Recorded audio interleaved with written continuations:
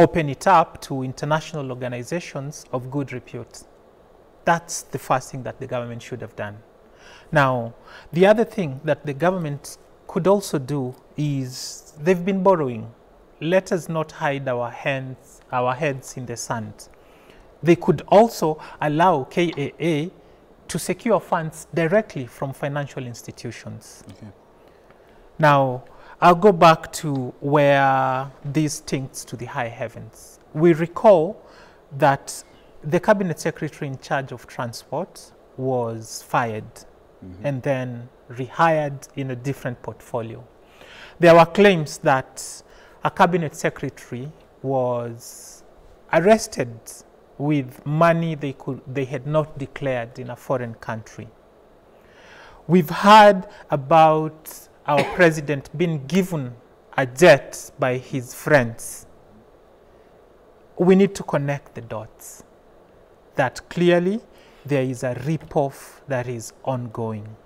And if we were able to stop Finance Bill 2024, this is a deal that Kenyans are able to stop. Okay. So JKIA needs work. And that work we were promised during the campaigns that it would get done. They had a plan, but the plan did not involve selling of Kenyan assets to shoddy or shadowy institutions such as the Adani Group. So let us take a step back. Let us admit that, number one, KAA has sufficient assets to take care of whatever operations they're supposed to do on behalf of Kenyans. Let the deal be done above board. And I want to thank that patriotic Kenyan who saw this file passed across their desk and they raised it with Senator Onyonka, who blew the whistle on what this is. We cannot trust the political elites to handle things for us. Our president yesterday used JKIA on his way to China. And in his entourage, he had Raila Amolo Odinga. He did not declare that this is part of the baggage he's taking out of the country, but it's happening on our dime. Okay. It's very likely that he will not tell us that he's the one that's behind this takeover. Okay. When in fact, he is just using proxies to hide his hand. Okay. Dr. As an economist, because Adani, as I do say that the profits and of course rather revenues will jump from around 21 billion in 2025 to around 37.37 billion in 2030. Thus giving the government around 6.7 billion in terms of revenue rise. Now, isn't that a positive on its end? Yes, it's positive. It's positive because we are saying that if Adani do inject that investment to JKIA, things will improve. Performance of the JKIA will be better. But now we are asking at what cost? Because the Adani are demanding for a rate of return on the investment of 18%. We just recently procured an Eurobond at 11%. And we can get a Eurobond of 236 billion to fund that investment project. So why go for an expensive source of funds? And if we just want to go for an expensive source of funds at 18%, currently Kenyans are buying treasury bonds from the Kenyan government at a rate of return of, at a promised rate of return of 18%. So we can give that deal to Kenyans. Kenyans are willing to lend the Kenyan government 246 billion on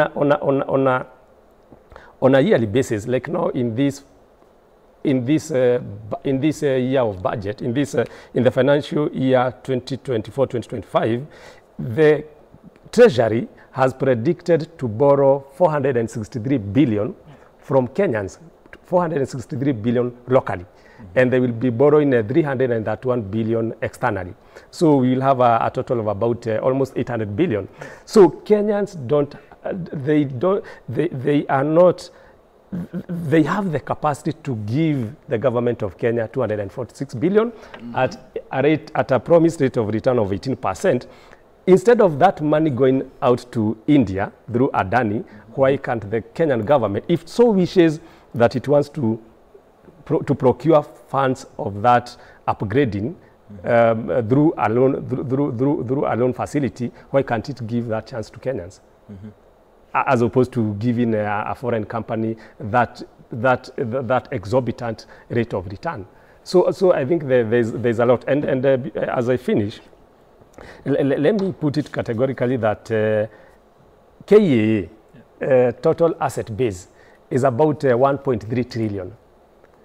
1.3 trillion. And last year, KIA had after tax profits of 1.5 billion. So in terms of cash flows, KIA is good. In terms of asset base, KIA is good. So KIA can easily be able to get any loan facility. And in the worst case scenario, they can even sell part of their non-strategic assets. Yes. If they have big chunks of land, they can sell for 246 billion or part of it, and then they borrow the other part. So I don't think we are in a crisis why the government is even being intimidated by a private firm from India that we are just giving you a window of 6 months. If you don't comply with our conditions, then we are out. Just before you take it to Nordin, I add something to the point he's raised. So if it's not about the money, because we clearly can get the money from Kenyans or some reputable financial institutions whose track records is out of question, then it could be about management expertise. Maybe that's what Adani Group is going to inject into JKIA so we can unlock the potential we have not been able to unlock so far. But who are Kenyans? Kenyans are world beaters. Kenyans run the world. There is not an organization out there that is thriving that does not have a Kenyan at the heart of it. So clearly it's not for lack of personnel that we've not been thriving. So it can't be that we are inviting Adani to rob us because they have the expertise that Kenyans cannot offer. And if allowed, the one thing they're going to do is they are going to come and take our jobs, jobs that we've been fighting to create, high value jobs. So if anything, they are going to take away rather than bring into whatever we already have. So this deal is a bad deal. It should be rejected. In fact, we should not be wasting time talking about its merit because it has none. Okay, fair enough. Wakili, coming to you, because like we said, the deal, it's in its final stages. Even as you respond, just a few days ago, Adani did set up a Kenyan subsidiary as it's, of course, steps up to push the takeover running of JKIA.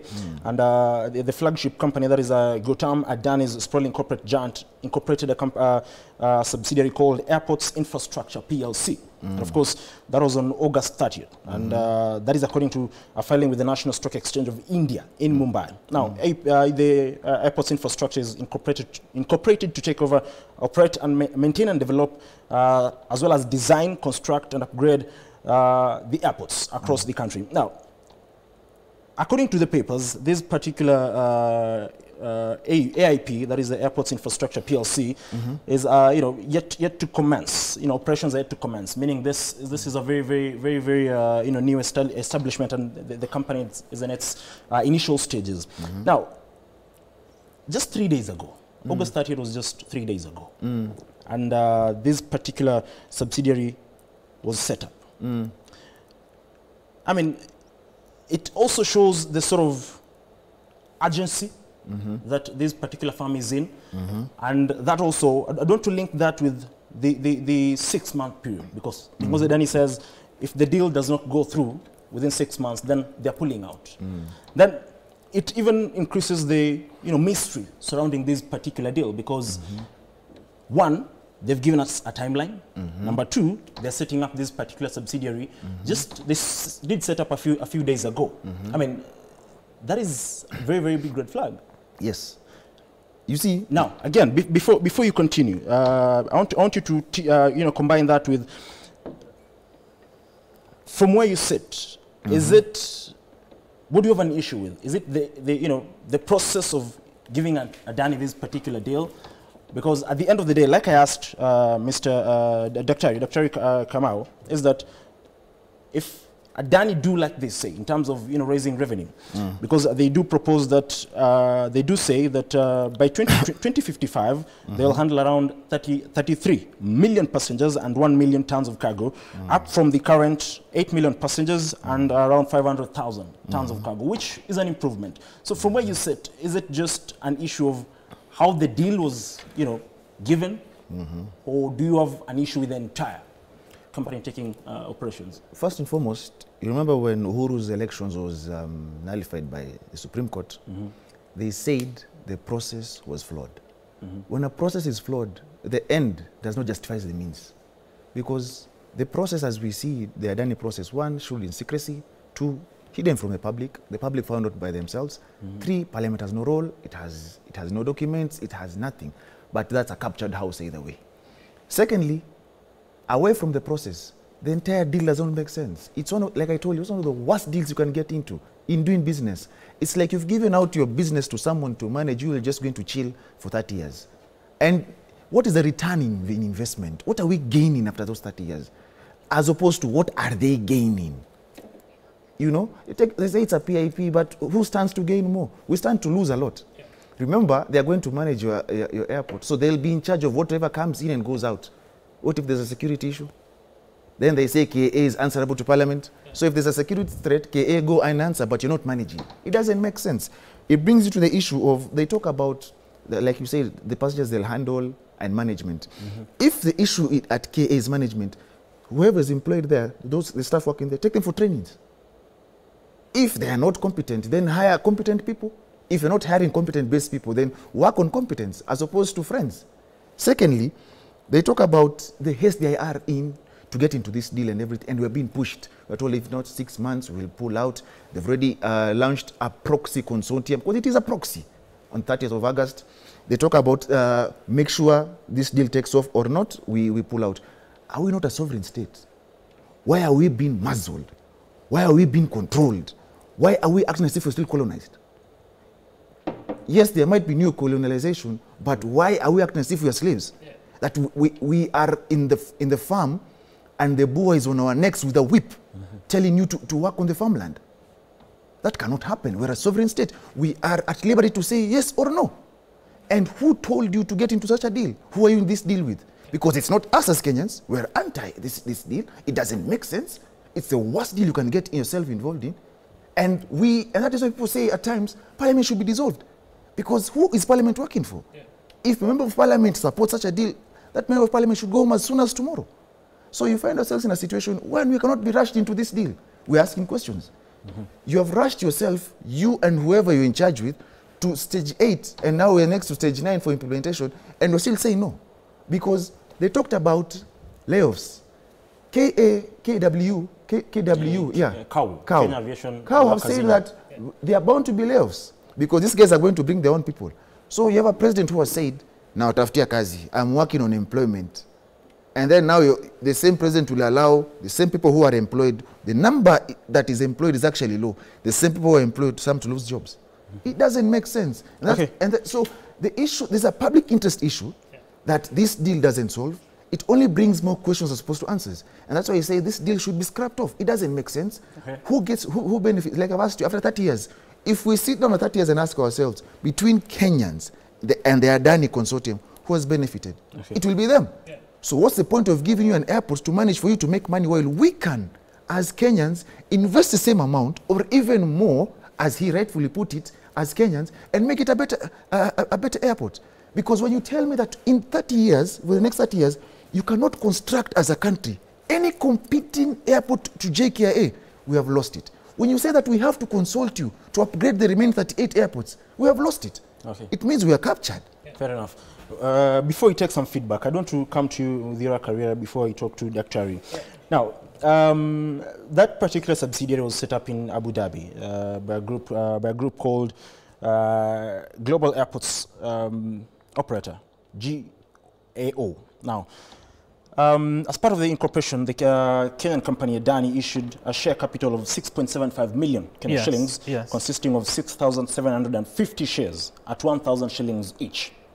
Now, while Adani noted that, they say that while Adani noted that it is yet to commence operations to generate, or rather generate revenue, the establishment of the Kenya Airport subsidiary is a sign of its continued commitment to JKIA takeover. Now, Adani is doing all this because it knows, or they know, the deal is on its tail end. The government keeps on denying that, that is not the case. So is the government lying? The government has been lying. The government is lying. And this government, as long as it remains in office, will continue to lie to Kenyans about everything, even the things that they do not have to lie about. Look at the share capital that has been put out there. 6.75 billion. The size of the project is 250 billion. So clearly, they're not even setting aside sufficient assets to undertake the project, which means they intend to borrow whatever money they will want to invest in this project. That in itself is a red flag, and I'm sure Daktari here will help me explain this. So let us not imagine that for the first time the government is going to be truthful. We must hold it to account. We must call out all those who are in support of projects such as these, because this is theft. Someday you'll invite us here and we will discuss the Nairobi Expressway, because that's another project where Kenyans were not vigilant enough and we incurred a debt that we didn't have to incur.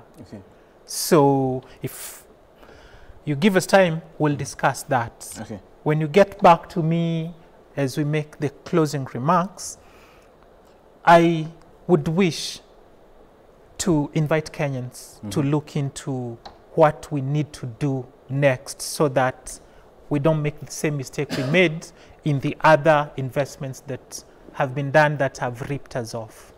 Fair enough. Daktari, before we sample some of the feedback, Adani itself has a lot of, issues, because some of the things that they've been accused of is allegations of stock manipulation, tax evasion, and environmental damages, which these allegations that they have denied. But the three, they're very, very key concerns: stock manipulation, tax evasion, and environmental damage. I mean, what do you make of that? Let me say, apart from the involvement that Adani has here in Kenya, I have so much respect for Adani, because Adani is managing about 10 ports in India, and it is a force to reckon with. And to be fair to them, as the bigger you become, the more controversy that you attract. So there is even the American government has controversy, the UK government. So in terms of controversy, that's not something that I would take so much into consideration, because every other institution, a person has a controversy. What I'm so much concerned about is the involvement in the with the Kenyan government, and what we have been discussing about the 30-year lease to manage JKIA. That's where the bit that I'm not comfortable with. Well, before you jump in, Wakili, I just want us to sample a few views from Kenyans who are watching us, and just to get to understand what they're saying. And Martin Wangwe says, si juzi JKIA made a profit without Adani. Ukasema Rutonomics are working. Bona Ruto asichukue hiyo, asichukue to turn it around. That is Martin Wangwe. There's Juma Nyongesa who says there's a clause in Adani that Adani JKIA deal that allows non-Kenyans to work for the airport. Guys, William Ruto is enslaving Kenyans in their own country. Moving forward, there is Solomon who says JKIA is a joint civil and military airport. No country would willingly grant an air or seaport to foreigners unless under military duress following defeat at war. What war did Kenya lose? Reject Adani Group. I don't know if we can have more feedback. Jen Charles says, do you think a 270 billion loan is enough to give away 21% of JKIA forever? Underline the words loan and forever. In simple terms, Adani taking control for JKIA taking control of JKIA for 30 years, then on 21% after that until Jesus comes in exchange for a loan.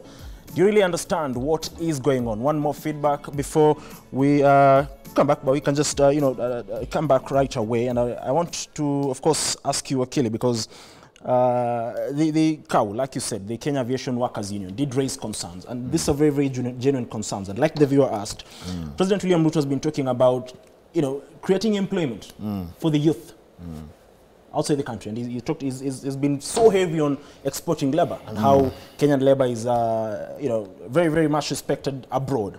Now, why would he be so interested in creating employment or opportunities for Kenyans, finding opportunities for Kenyans abroad, when opportunities here in the country are at risk? Because if Adani takes over, the concerns by CAU is that there will be massive layoffs and that Adani might come in with foreign employees rather. So make it make sense. It can't make sense because that's the irony. The irony in, first and foremost, I do not support, respectfully, the exporting of labor, because the jobs they go to do there, the menial jobs they go to do there, it's unfair. And to stand and tell us as Kenyans that you're sending us to go be house helps, know that I have anything against them, all right? And drivers and everything, and work on farmlands. We are a country that fought for independence. It doesn't make, it's like we are going to, it's brain drain, because you're taking the expertise from this country to another country. And then secondly, in the Adani deal, it creates an issue of unemployment. Unless the only employment he talks about within the country is affordable housing, which we all can't do affordable housing as Kenyans. So the most interesting thing about this deal, among the allegations that are there, the environmental issues, do you know the requirements Adani has is decarbonization requirements? And the same Adani has environmental issues. It doesn't make sense. There's a saying that if you're ugly, you're ugly. Don't blame the mirror. So this deal is an ugly deal because it doesn't make sense. But now, in hindsight, I look at it, I'm like, we were being prepared for this. The blackouts at JKI, the leaking roofs. And then there was a time at the height of Murkomen's tenure when he was transport CS. He actually said that they are coming up with a proposal to construct a new airport next to JKIA, which was ludicrous because how do you construct an airport next to another airport? So we are seeing that we were being prepared for this, and that's why I'm saying this. All this is a proxy, and the consortium being formed sadly. But at the end of the day, Kenyans are well informed, and we hope that this deal fails. Okay, fair enough. Because it doesn't make sense unless they come with a better deal. Because as it is right now, it doesn't make sense. It only serves whoever is going to benefit from it, and not the Kenyans themselves. Fair enough, gentlemen. We're running out of time. Starting with you, Dr. 30 seconds. Your parting shot. 30 seconds, kindly.